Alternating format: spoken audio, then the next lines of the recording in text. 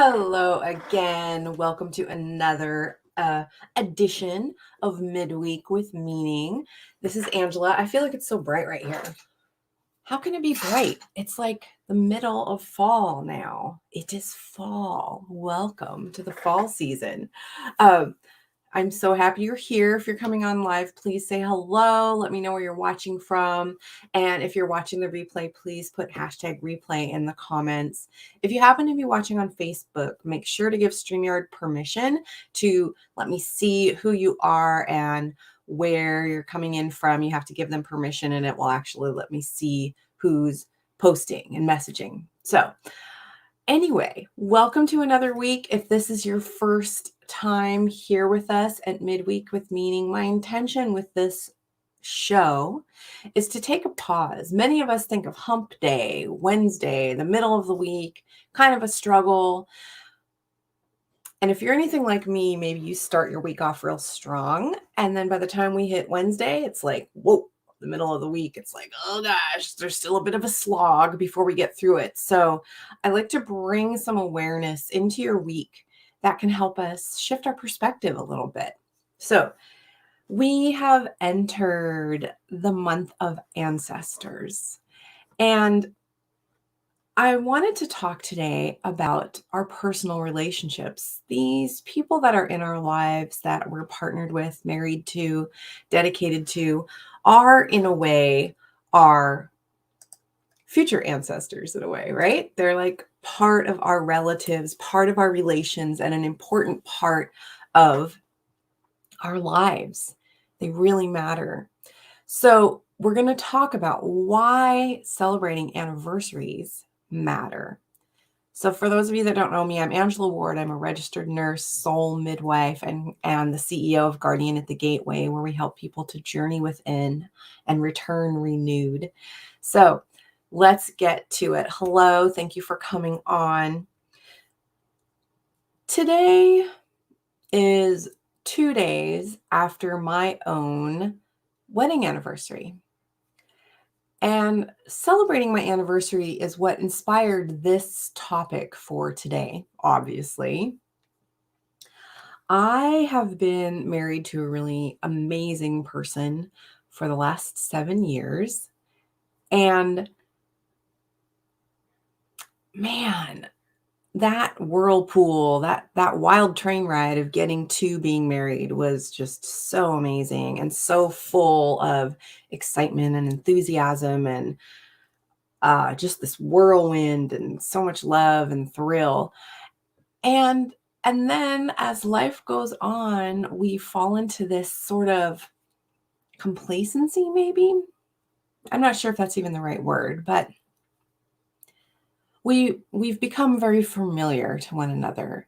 And of course, one does not have to be married to have this experience with a partner. Perhaps you're not married, but you're partnered, and we may have that early new relationship energy that's really exciting, but over time, life just gets a bit routine, right? And if you're lucky like me, you have a wonderful partner that's you've been able to weather the storm with. Like, I can't imagine having gone through the pandemic with anybody other than this amazing person, because I feel really supported and loved by him. And I think that we've been able to support each other when we've been feeling, down or really struggling with what's happening. But because we get in this routine, there is a regularity that happens. There's a consistency that happens. The consistency is really great. It's helped me grow in trust and relaxing into my partnership. But at the same time, it becomes kind of rote, right? The time together becomes just standard, and one day kind of blends into the next, and there's not much happening. The thing that's important to remember is how potent a force and how dangerous complacency can be in a relationship. When we become complacent, we tend to take each other for granted. which is a lot different than recognizing the consistency that someone has in our lives, right? Taking someone for granted. I mean, nobody wants that. That doesn't feel special or good, or like it doesn't feel really particularly unique and rewarding. So as we celebrated our 7th anniversary this week, I do want to honestly say it was tricky to make a plan and to make intentional space and time in order to celebrate this. I think a lot of people struggle here because when we're in these relationships, we're like, well, we could spend our money in a different way, or, life takes over. There's kids, there's dogs, there's chickens, there's whatever, there's work, all of these things. And yet, by finding time to carve space out to celebrate this relationship and any relationship you're in, I think is really valuable. And let's talk about some reasons why. So, when we celebrate our anniversary, it really shows that our relationship is a priority in our lives. So, it lets us kind of pull out of that daily, day-to-day grind, or that pattern that we do every day and every week. And it helps us to maybe relive a moment that really changed our lives, or celebrate a time that was really lovely. So there's two reasons to look at anniversaries. One reason is just because it can help us remember a past time that may have been really special and delightful that we kind of forget over time. It also allows us the opportunity to make new memories and new connections. So when I think about how my husband and I connected, and maybe you can think about this too with your own partner, at the beginning of a relationship, we often are just able to we just like hanging out with each other, right? We just like this getting together, hanging out, seeing each other, just being in each other's space, and perhaps even exploring and discovering new things together. But as time goes by, that gets a little trickier, right? We were able to visit the Hoh. Well, I guess I didn't quite go out to the Hoh Reservation, or the Hoh Rainforest, but we went out to the Olympic National Forest, out to the Solduck Hot Springs, which was actually a goal from our very first attempt at our anniversary. That's a whole other story for another time of how we didn't make it to the Solduck Hot Springs. But we made it this time. We spent money that was a little bit of a stretch to spend, but it felt really worth it. And what happened by being able to pull away from our home, our work, our day-to-day life, our normal distractions, is we were able to just kind of recreate that energy of being together. We were able to get in the woods and walk around in the forest together, which was really sweet. We even saw salmon jumping up a river, which was incredible. I mean, like, I think my life's a struggle. Are you kidding me? These fish were jumping, like slapping their bodies on rocks and falling back down. It was like, whoa, hardcore. So it just gave us an opportunity to not really have the standard distractions of everyday life. So it's a really lovely chance for us to connect and bond and just be able to be there together. It's a chance for us to reflect. This is something that we have done intentionally over the last couple of years. The first few years, we even did a little podcast where we would record. We'd interview each other on our anniversary and talk about what was going well, what was needing more attention. But this year, we didn't record ourselves, but we did have still the conversation of where is our marriage stagnant and where would we like to grow a little bit more, and what things have been really great. It gives us a chance to kind of reflect over time. Yeah, some really good stuff came out of that. Yeah, I'm not sure if what's appropriate to share about that, but we had some really good conversations, and I think it helped us kind of orient where we've been and where we might like to travel, and not just in life, not just to a destination, but where we want to go within this marriage and what would be helpful for it, or within a partnership.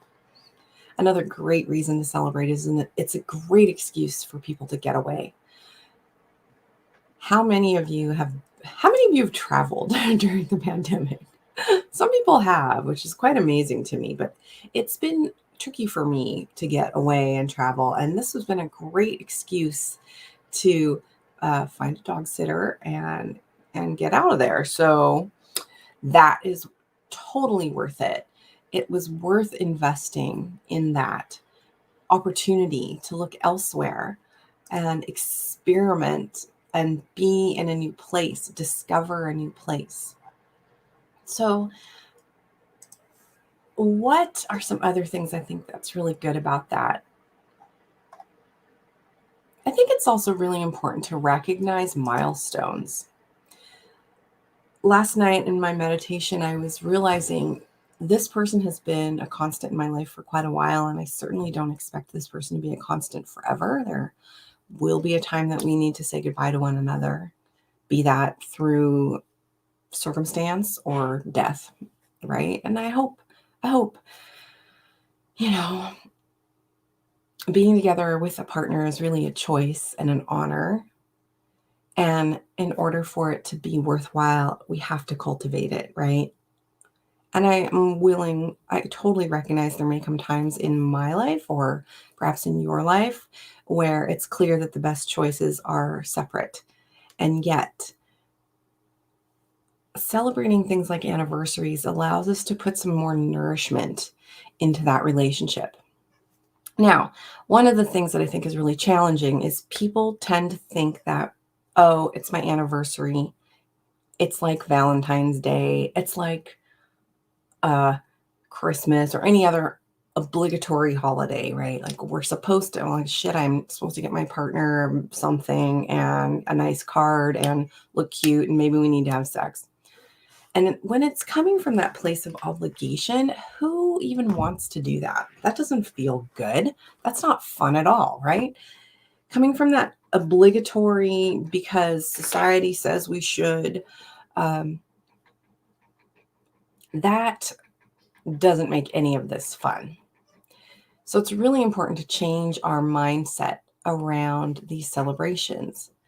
In some other traditions, and such as in pagan hand fasting, people are hand fasted for 1 year, and every year they renew their hand fasting vows, and whether or not the decision to stay together is what they're deciding. And I think celebrating anniversaries can be the same type of idea as celebrating the milestone of growing together through challenging times. In my meditation last night, I remembered that there's so much more to these intimate partnered relationships than just sex or blending income or raising children. It's an opportunity to be with someone through life's challenges. And when I think about some of the things that I've been through in my life and the ways that I've been supported and the way that my partner's been through things and I've been able to support him, it's like any romance is like icing on the cake. It's just so nice to feel like there's someone in your corner that's really family of choice.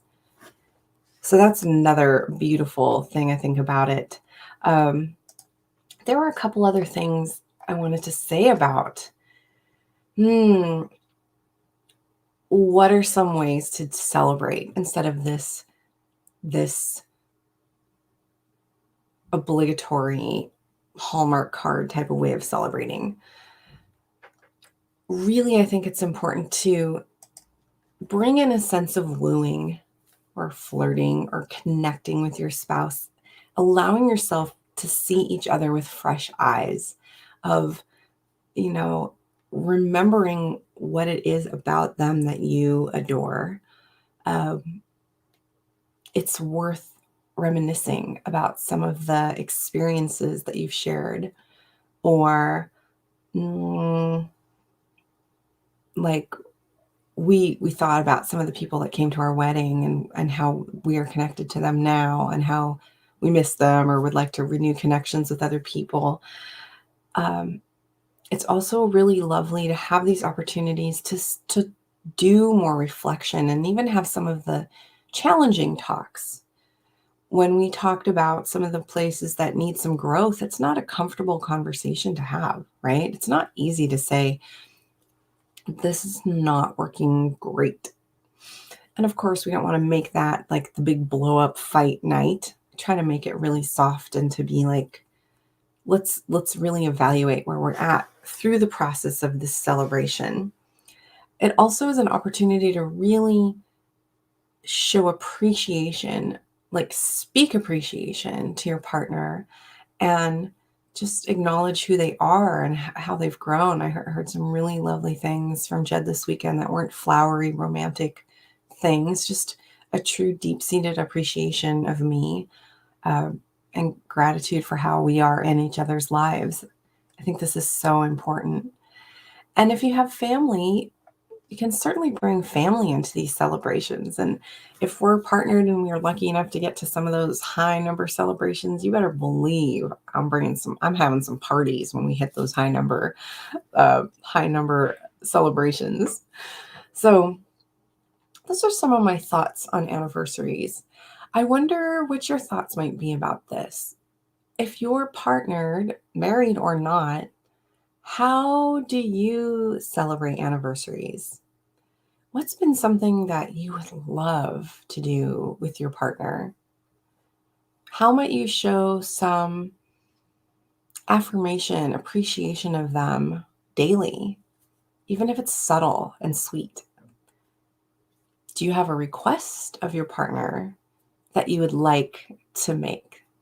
Thank you, Elena, for the happy anniversary wishes. Is there something that your partner could do that would be a simple ask that could bring you closer? 1 year for an anniversary, we invested in taking a workshop from the Crucible Institute of David Schnarch and Ruth Morehouse, who wrote The Passionate Marriage.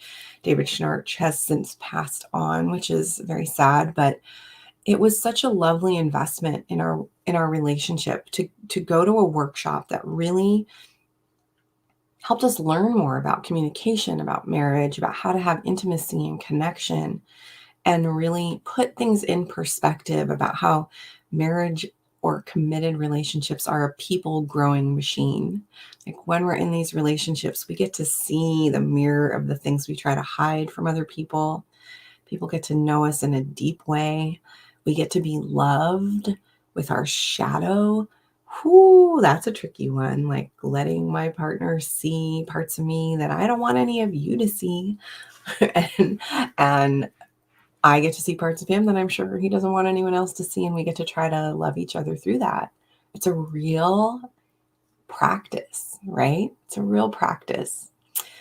So how might you celebrate people around you more? If you're single, perhaps you can imagine ways that you would like to deeply connect with a partner when that person enters your life, if that's what you want. And if you're partnered, maybe things are a little stagnant. How might you bring your heart forward just with a pure open-handed offering, not coming from a place of clasping or grabbing, but just, I think you're pretty great. So that's what I got to say on the topic. So this is the month of ancestors. We're going to talk more about these relationships, interpersonal relationships, and move into some deeper ancestral stuff. I have a guest speaker that will be joining us at the end of the month of October to talk more about bringing each other or bringing our ancestors closer. So make sure you tune in for that. Also, I will be accepting applications very soon for my psychedelic doula training, which is a training program to help grow people who want to assist in psychedelic assisted therapy. As you may have heard, Seattle, my hometown, just decriminalized all psychedelics, which is very exciting. I expect that's going to continue to grow throughout the Pacific Northwest. And what that means is there's going to be a need for people to have more support as they journey through these transformational experiences. So if you're called to that work, DM me, or I can get you connected to that wait list for my training program that is coming up shortly, maybe December, maybe January. I haven't quite decided yet. I need a pool of awesome people that I want to work with. But that's my announcements for now. But of course, without fail, we're going to draw a card from the Sacred Earth Oracle to see what it has to say in relationship to our anniversaries and celebrating and being connected, honoring our partner. Last week we had this beautiful potential card. So we're going to thank you card and add you back to the pile. So this week I'm asking how may the cards help us deepen our understanding of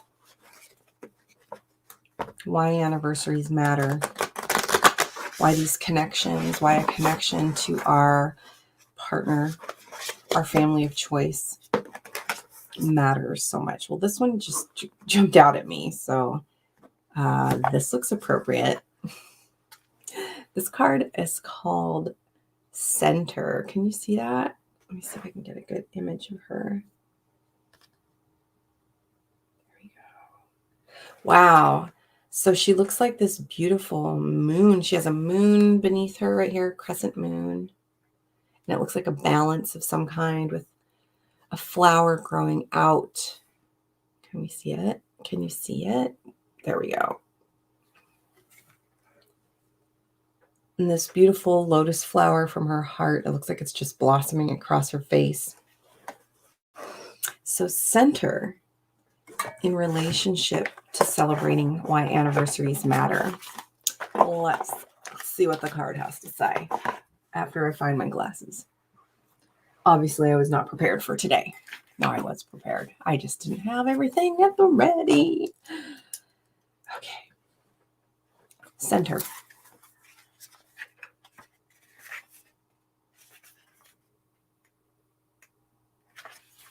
Okay.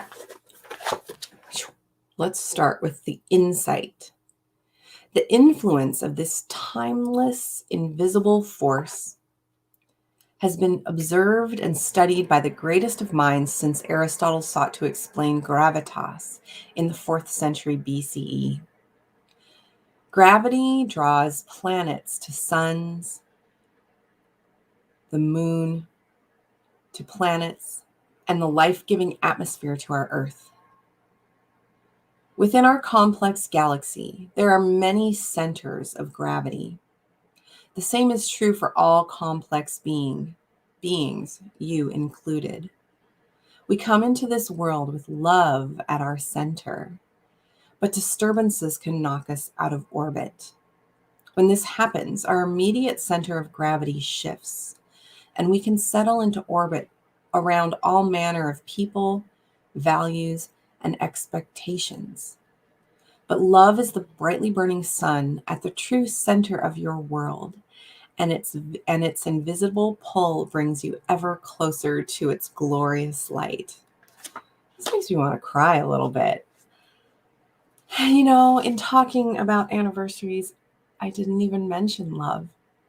Didn't even mention it because I was really resisting making this sound sappy or anything like that. But I think it's really important.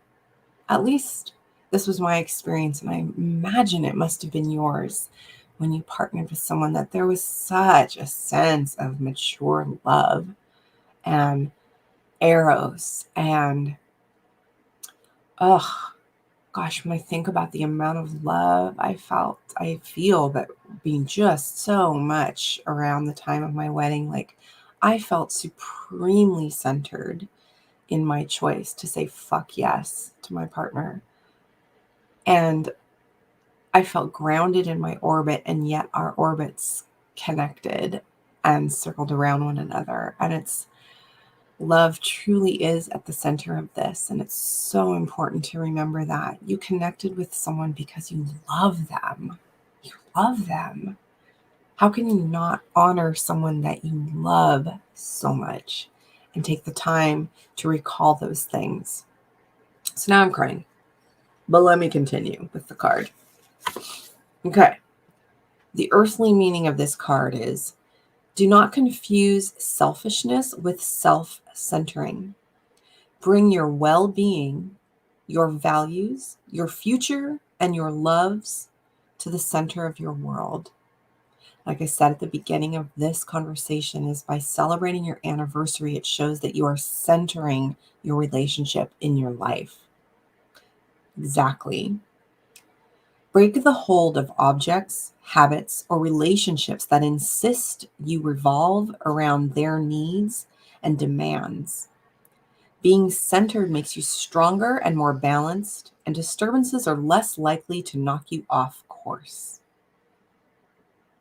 Break hold of the objects, habits, or relationships that insist that you revolve around their needs and demands. This is really crucial, I think, in finding balance in a relationship, is ways that we can stay centered around our own needs and meet, not revolve around one another's needs. Extend your positive sphere of influence. Yes. From your center, you can radiate love. And from that love, you are grounded and you can meet the other there. The spiritual meaning of this card says, let go of fixed expectations and time frames. Try to be patient, flexible, adaptable, and open-minded. The recipes for a good relationship. Let go of fixed expectations and time frames. Try to be patient, flexible, adaptable, and open-minded. You are well on the way. You are well on the way to arriving at your heart's desire. Heart's desire. Love, love, love.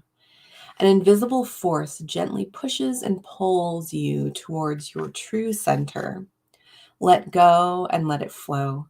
It has been a long journey, but the destination is so much closer than you think. Yes, I'm going to contemplate that one more. I think that's one thing that the value of celebrating an anniversary together is, I do feel distant from my partner just because of life, right? That just happens. Things are just busy and we're just doing our thing and boom, boom, boom, boom. And being able to have that container of celebration lets us find that desire that's closer than I thought. It was so easy to reconnect there. So that's what I got to say for this episode. Thank you so much for joining me. As I've said in the past, this is for you. This arises based on what I hear from you or what's coming up for my clients and for me. And I love to share whatever thoughts. If you'd like me to dive deeper into some other topics, please let me know. If you're watching on any of my social media things, please make sure to like, subscribe, share, set up alerts, whatever you do on whatever platform you're on. I really appreciate it. And if you find this helpful, please invite your friends, share it with your friends. Watch some of my other things and maybe you'll find them helpful. So thank you, my loves. And remember that center and radiating from the center and celebrate. All right. Love you, chickadees. Mwah. Bye.